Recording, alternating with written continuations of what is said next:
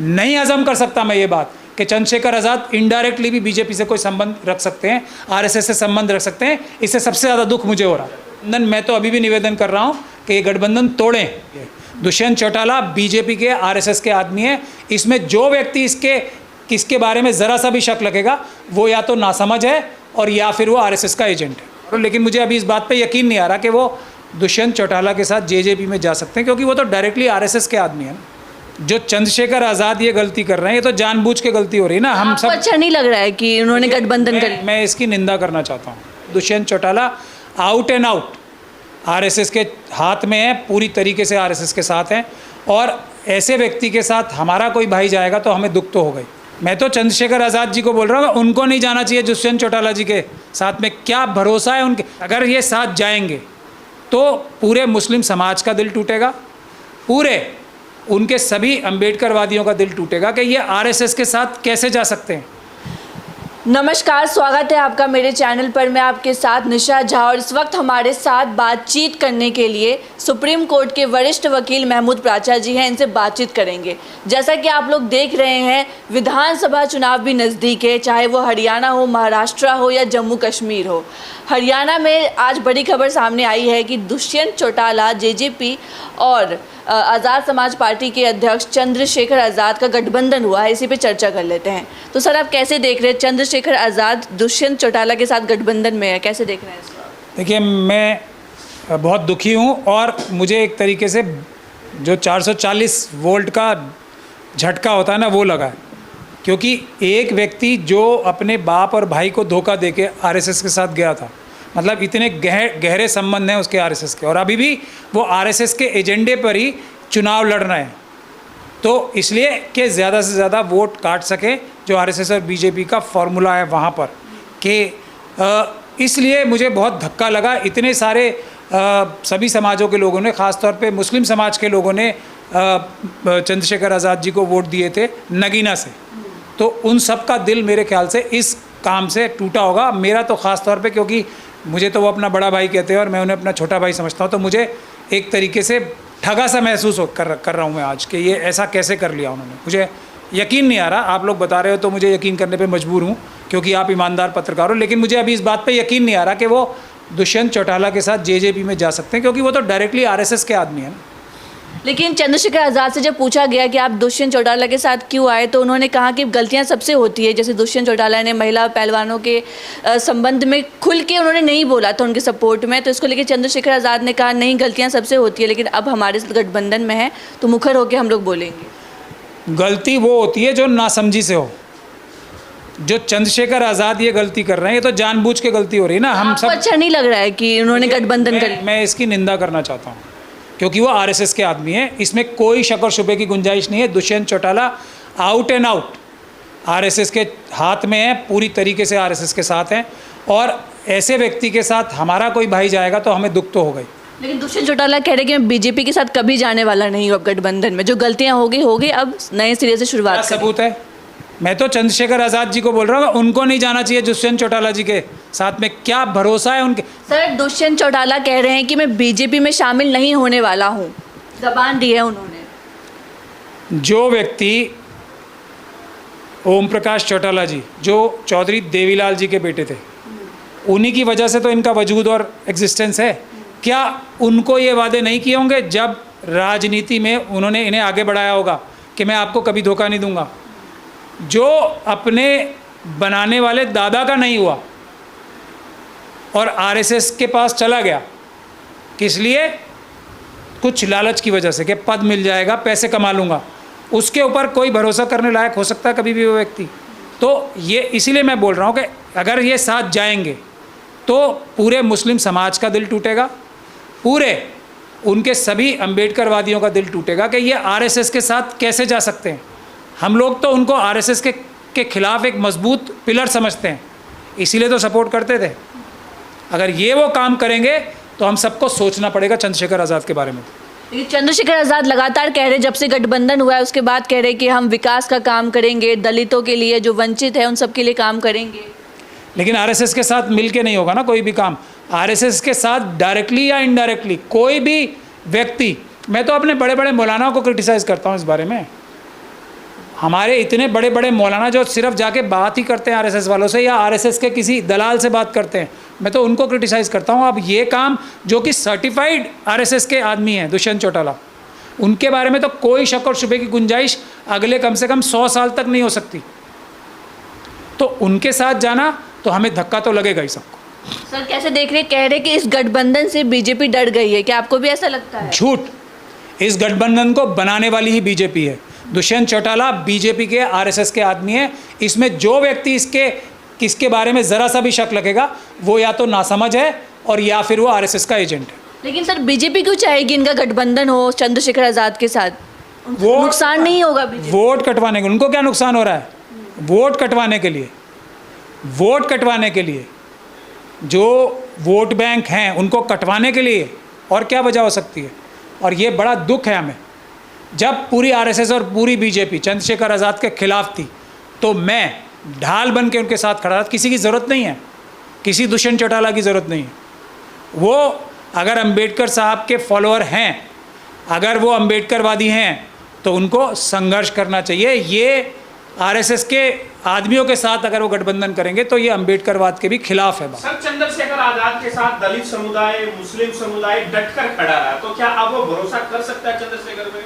देखो ये अगर दुष्यंत चौटाला जो आरएसएस के आदमी हैं जाएंगे तो मैं सब कह रहा हूँ ना, सब ठगा सा, सब अपने आप को धोखा खाया हुआ महसूस कर रहे हैं। मैं खुद महसूस कर रहा हूँ, मुझे ये बात हजम ही नहीं हो पा रही, नहीं हजम कर सकता मैं ये बात कि चंद्रशेखर आज़ाद इनडायरेक्टली भी बीजेपी से कोई संबंध रख सकते हैं, आरएसएस से संबंध रख सकते हैं। इससे सबसे ज़्यादा दुख मुझे हो रहा है। तो सर मुस्लिम अब किसके साथ जाएंगे हरियाणा में? मुस्लिम देखिए सीधी सीधी बात है, वो और पूरे देश में मैं इसी बात की एक मुस्लिम समाज की तारीफ़ करता हूँ, वो किसी भी हालत में किसी भी कीमत पे आरएसएस और बीजेपी के साथ इसलिए नहीं होते क्योंकि वो देश को तोड़ना चाहते हैं। वो भारत के संविधान को, जिसको बाबा साहब डॉक्टर भीमराव अंबेडकर ने अपने मुट्ठी भर साथियों के साथ मिल के अपनी जान हथेली पे रख के, अपनी आंखें खराब करके, अपनी रातों रात की अपनी सब कुछ कुर्बान करके बनाया था, वो आरएसएस और बीजेपी उस संविधान को ख़त्म करके भारत को हिंदू राष्ट्र बनाना चाहती है, भारत के टुकड़े करना चाहती है।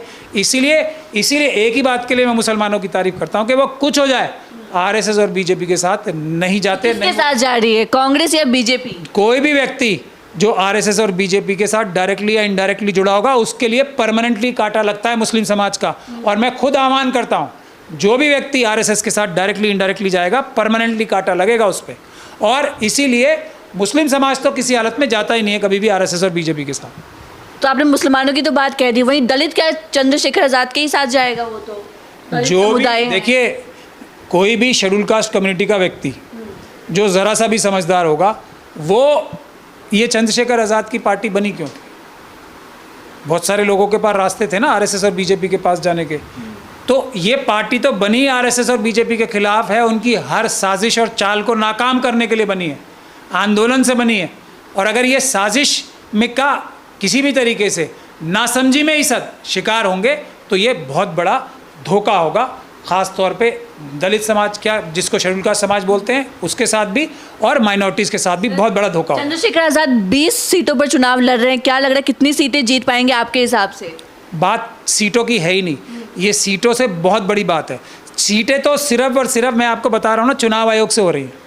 ये चुनाव आयोग जिसको जो सीटें जिताना चाहेगा जिताएगा, लेकिन जनता की नज़र में बहुत बड़ा धोखा होगा ये।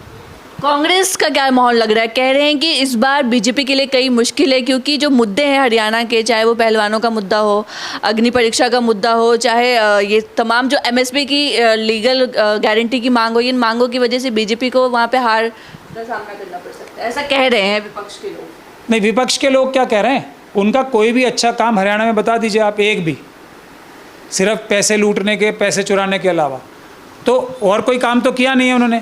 खुद अपना मुख्यमंत्री बदल दिया उन्होंने राजनीतिक लाभ की वजह से ना, कि एक दिखाने के लिए लोग ये ना कहें कि ये सिर्फ इलेक्शन कमीशन की वजह से जीते हैं, तो उसके लिए दिखाने के लिए तो ये किया है।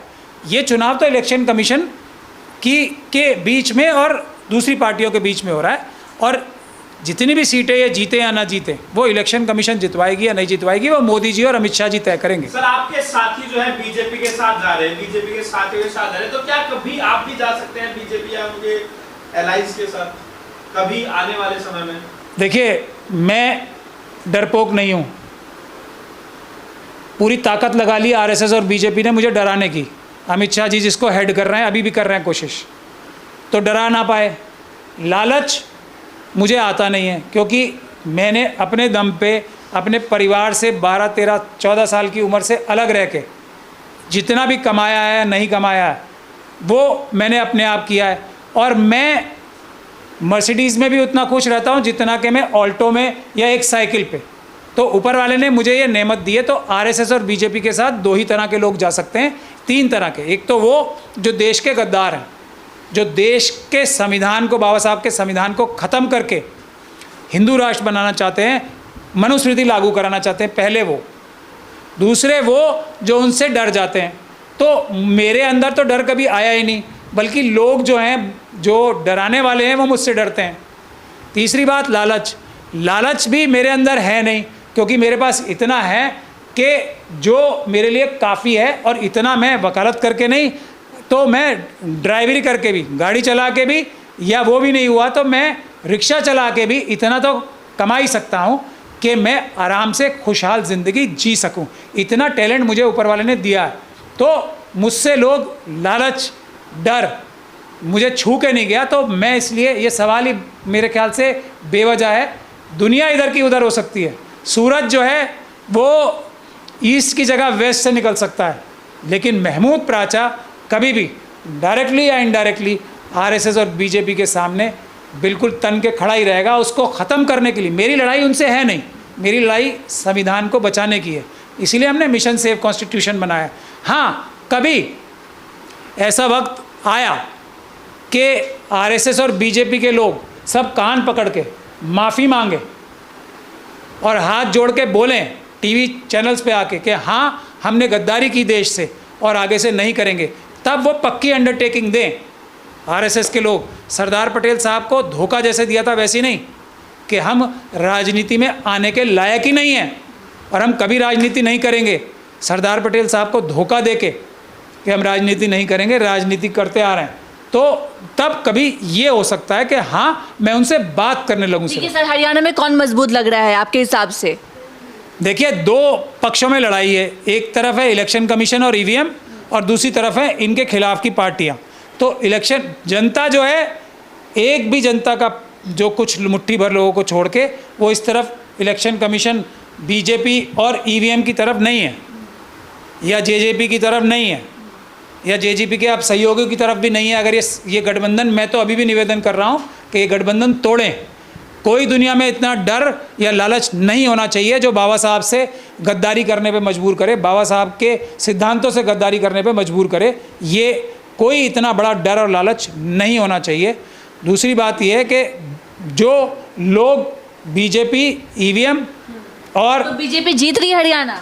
ईवीएम, अगर ईवीएम को रोक लिया तो एक सीट नहीं आएगी, एक सीट नहीं आ सकती बीजेपी की, अगर ईवीएम की धांधलेबाजी रोक ली तो। जितनी सीटें सर, एक महाराष्ट्र और जम्मू कश्मीर में भी विधानसभा चुनाव है, वहाँ क्या माहौल नजर? ईवीएम एक भी सीट जम्मू कश्मीर में तो अभी बिल्कुल साफ हो गया ना। वहाँ की लोकल यूनिट ने बगावत कर दी, टिकट बाकी वही पैसे लेके और दूसरे तरीक़ों से कि अपने जिस भी व्यक्ति को टिकट दे दो, तो वहाँ के तो पूरे के पूरे बीजेपी के यूनिट ने बगावत कर दी और टिकटें जो अनाउंस की हुई हैं वो वापस लेनी पड़ी। तो जीत कौन रहा है सर जम्मू कश्मीर? मैंने फिर वही बता रहा हूँ आपको, ईवीएम नहीं चली तो एक भी सीट बीजेपी की जम्मू कश्मीर में भी नहीं आएगी। अभी महाराष्ट्र का मैंने आकलन किया नहीं है, इसीलिए हमने चिट्ठी लिख दी है इलेक्शन कमीशन को कि पेपर बैलेट से चुनाव कराओ, और जल्दी हम मुकदमा डालने जा रहे हैं जम्मू कश्मीर हाई कोर्ट में भी और पंजाब हरियाणा हाई कोर्ट में भी कि पेपर बैलेट से चुनाव होने चाहिए। ईवीएम से हों तो पूरी वीडियोग्राफी करा के होने चाहिए, जैसा हमने जो लोकसभा के चुनाव है उसमें भी ऑर्डर कराया था। ठीक है, तो ये थे हमारे साथ महमूद प्राचा जी, इनको आप सुन रहे थे, बने रहे हमारे साथ। धन्यवाद।